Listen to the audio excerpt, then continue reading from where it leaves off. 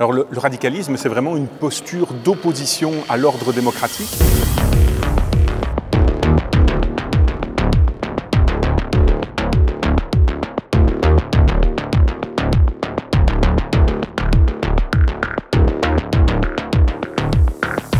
Le premier constat, c'est qu'il existe différentes formes de radicalisme, différents types de radicalisme, parce que c'est une question multiple, multiforme, et qu'il y a de grandes disparités en fonction des écoles sur ces questions, tant sur les phénomènes que sur les réactions des profs et des directions d'école. Alors le radicalisme, c'est vraiment une posture d'opposition à l'ordre démocratique.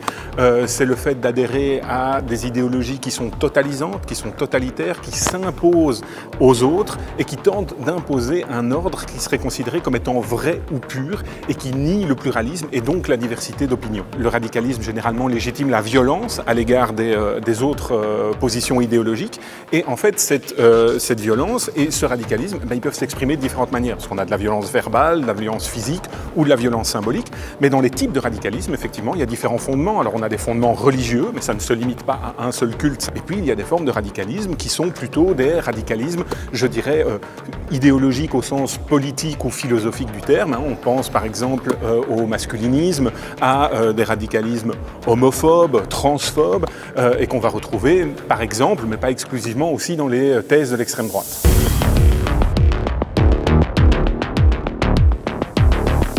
On avait plusieurs propositions très concrètes.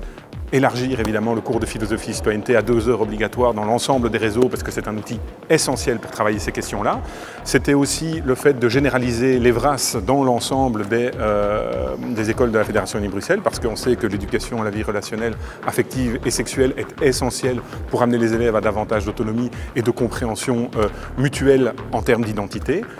On avait ensuite évidemment un combat depuis toujours pour lequel c'est la neutralité de l'enseignement et de l'espace scolaire, tant pour les profs que dans certaines dispositions pour les élèves, notamment dans l'interdiction du port des signes convictionnels et de la neutralité d'apparence.